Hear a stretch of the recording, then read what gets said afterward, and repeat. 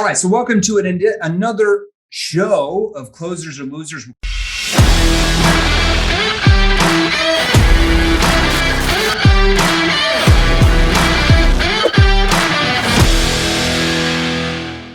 Matt, our CEO, is over in our Sydney, Australia office, our international headquarters. What's happening over in your neck of the world, dude?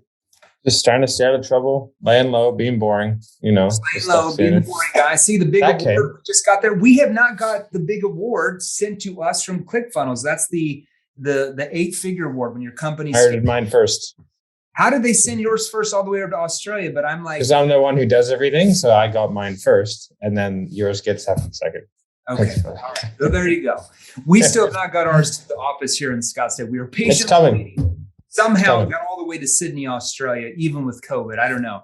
So what I wanted to do, we got about 25 minutes here, and I thought that this would be. Let me get the oil off my skin. Everybody can see all the oil on my skin. Little fun fact about that: it's much lighter than what you think it'd be. It's what? Much lighter than what you think it would be. Yeah, because we have several of the 7-figure ones, and those are like really, really small ones. But that's an 8-figure one. I think we've already qualified for the $25 million one. We just haven't sent in our docs yet. I think we're already. That will be the big. That'll cover half the wall. All right, perfect. So let's talk about an event that we had. So we just had a big internal event here in Scottsdale, Arizona last week for about 42 or 43 of our US-based sales team that sells virtually, that works virtually. We brought them into Scottsdale. We rented like a huge Airbnb mansion. And we had a big training. What was the general feedback? I want to talk a little bit about what we went over in that training. So our listeners, it will help them sell more of their products and services as well. Yeah, I think because obviously I wasn't there. So we did a bit of a roundtable yesterday with a lot of the crew that were there and sort of took away the takeaways. And I think it was like, these guys have been getting trained by you, by me, by our team for a while. But it was that none of it's like the guys in Sydney get training with me and Marco in person sometimes, but a lot of time it's over Zoom. And so there's a lot of elements that you just miss. And even like the really experienced guys, the guys who are making 50, 60, and one of the guys did $1 million in sales in one day while he was there. Right.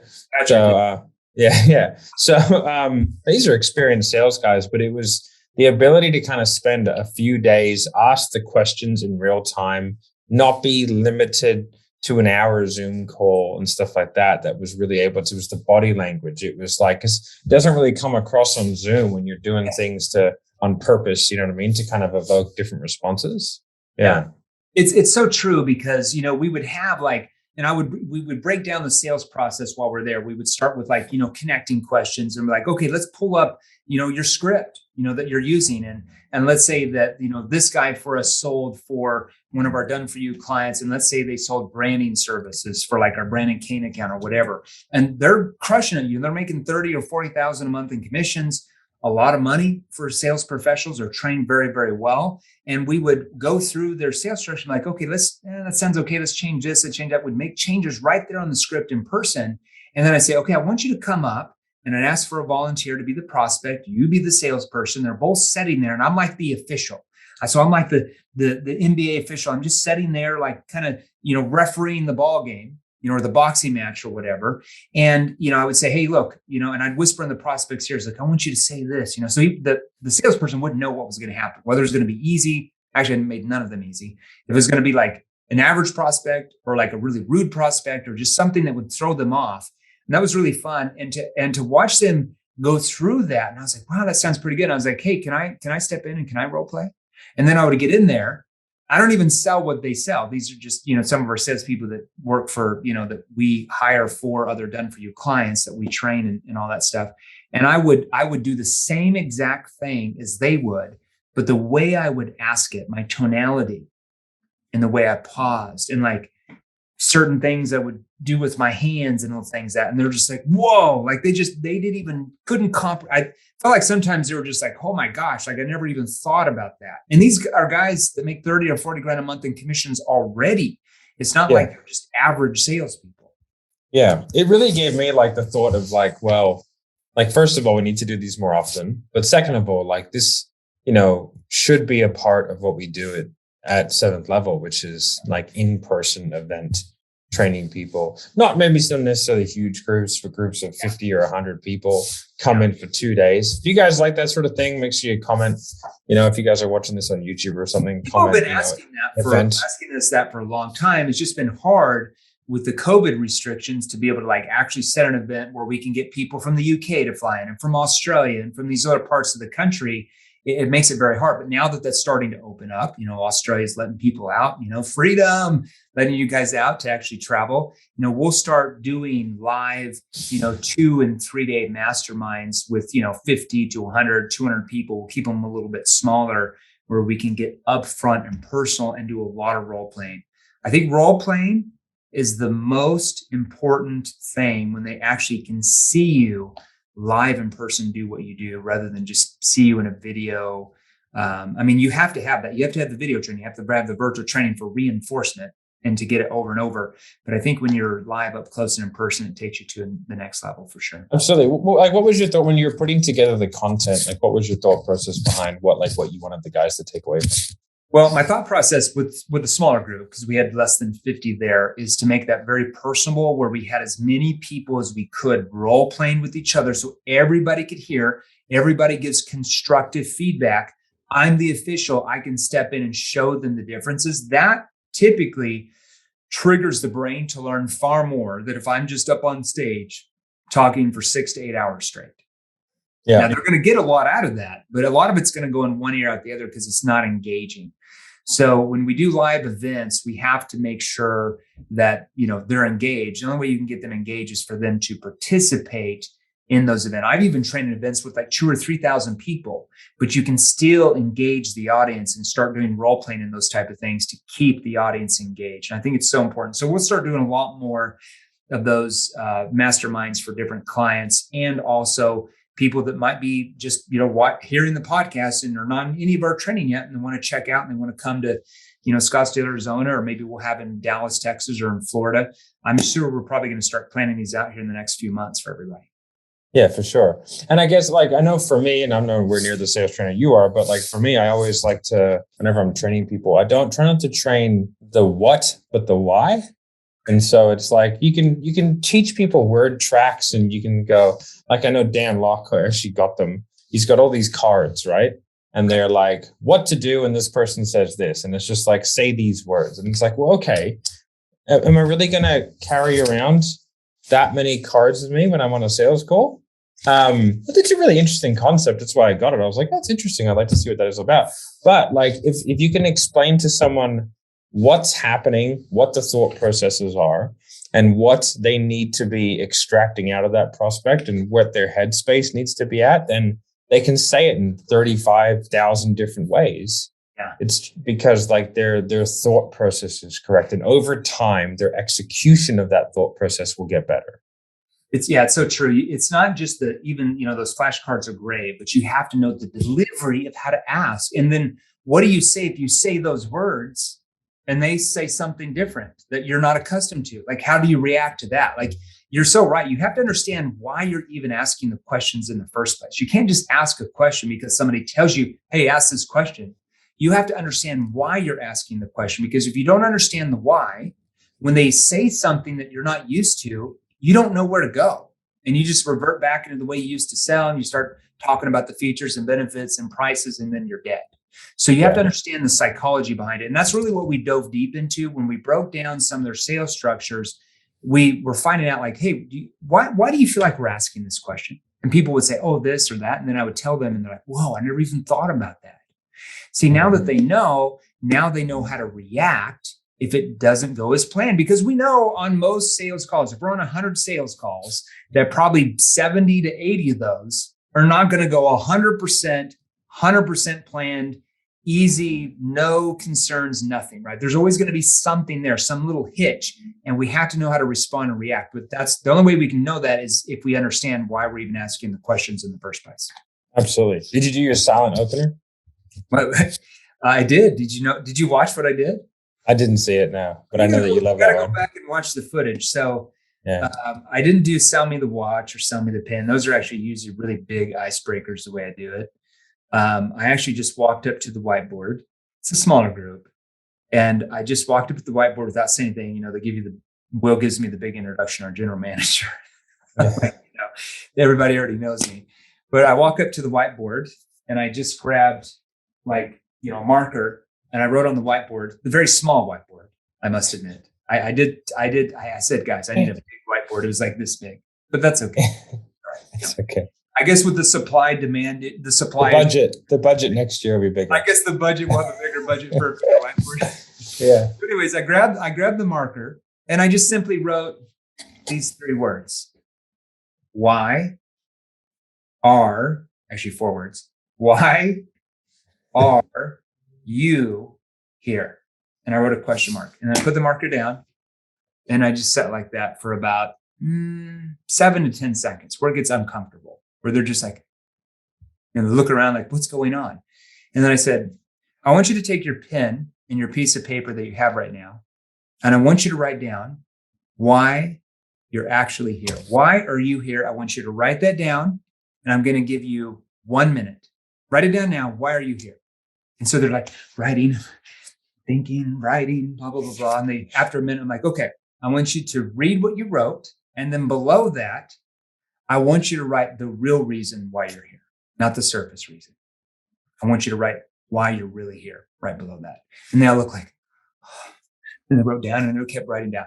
Because when you say something like that, people are typically going to say, I'm here so I can learn how to make more money. It's just vague. It's generic. It's like surface level.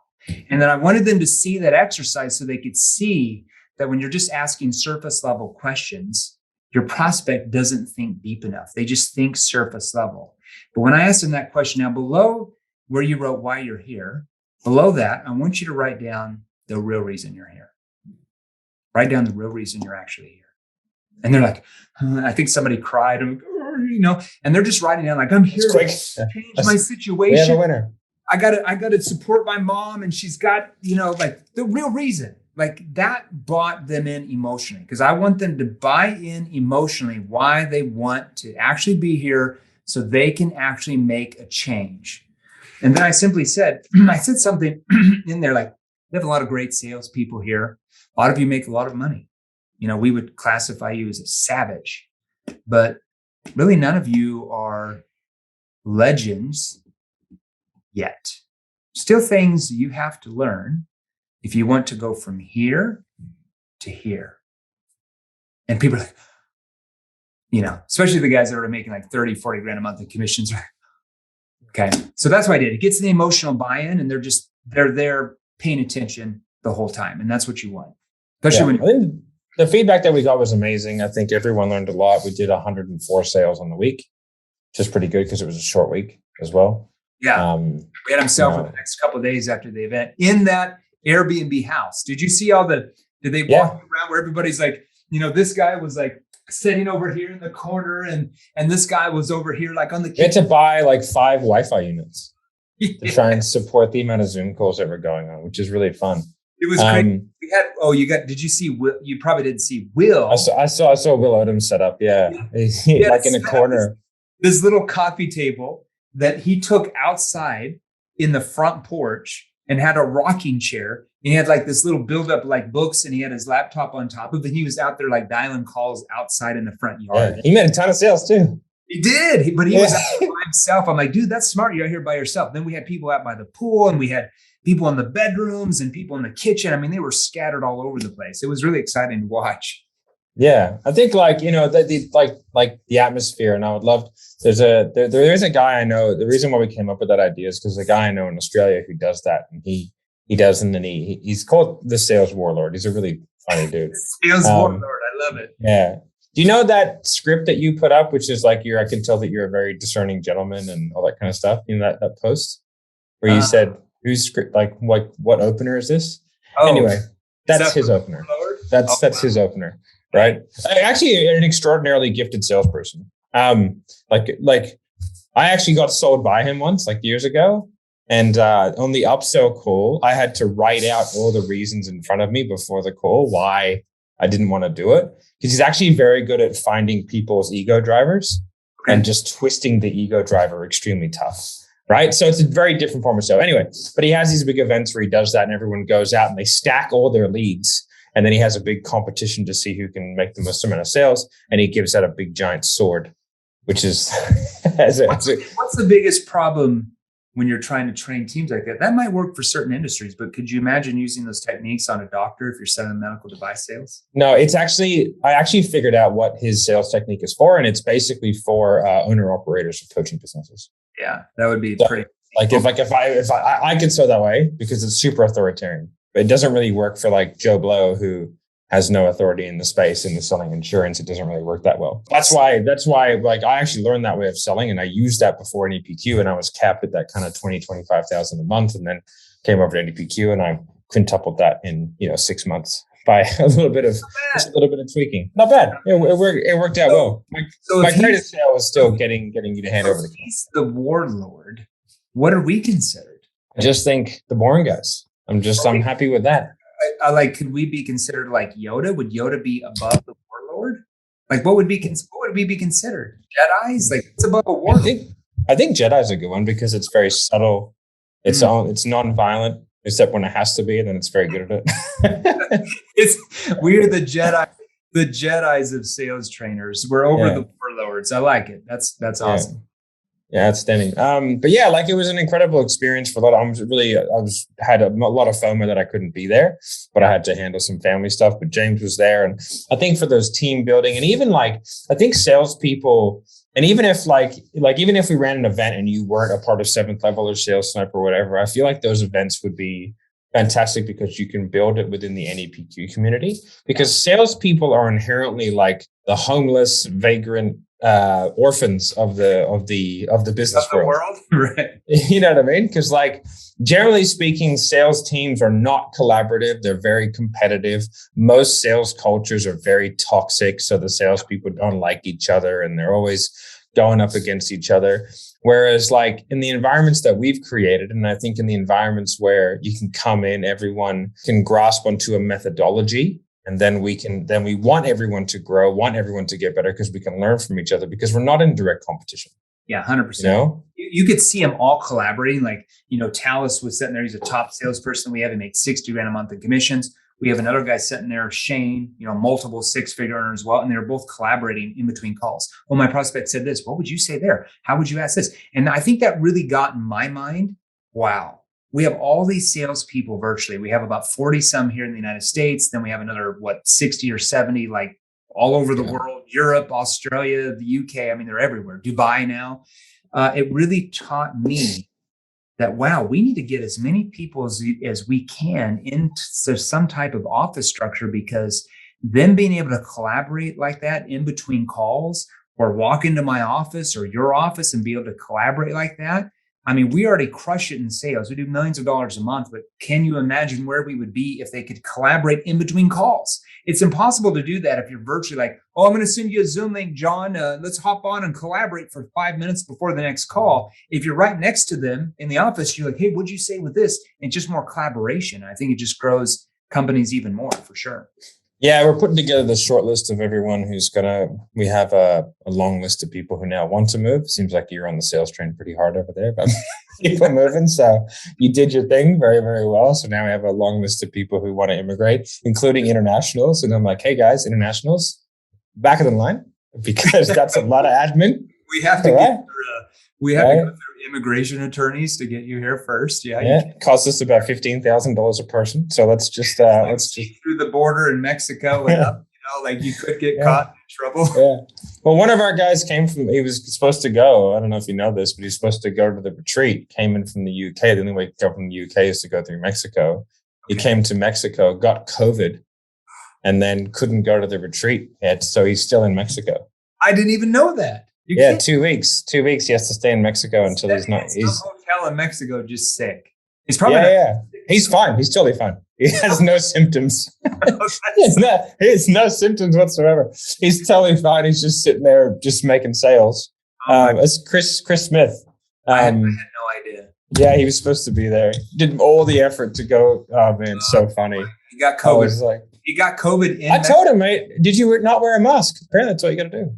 You wear the mask, you're safe. Just wear the mask. Good to go. I think it's important. I know we got a couple minutes, but I think it's important. Like, a lot of companies that we train, they've gone virtual during, especially the first 4, 5, 6 months of COVID, because they probably, just had to, right? Depending on the state you're in. And I think a lot of their sales teams are still kind of virtual, but it really told us that, bring those salespeople into an office. I think if you can, you're at a stage in your business, try to bring those into a physical location so they can collaborate with each other in between calls.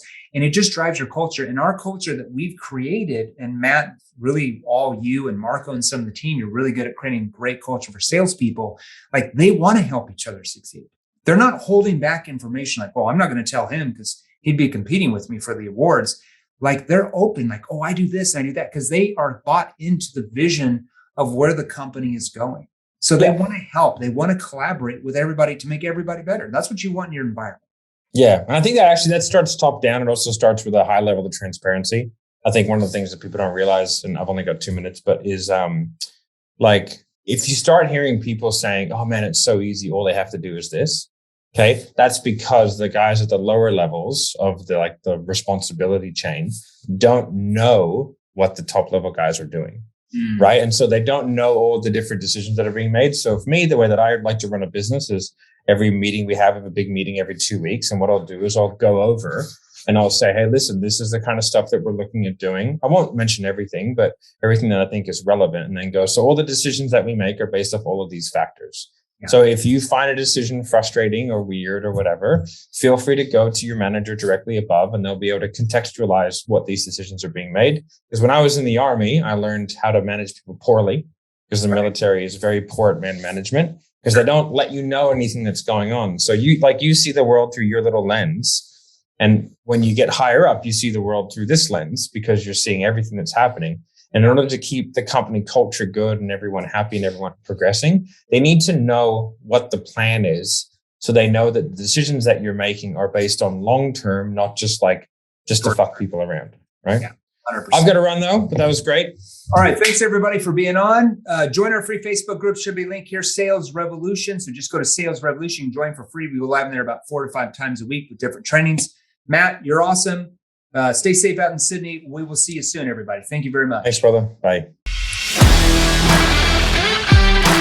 Hey guys, if you enjoyed these, here's another you can watch right over here, Join our free Sales Revolution group. Click the link below, join us, and we're going to help you. Thanks for watching. We'll see you real soon.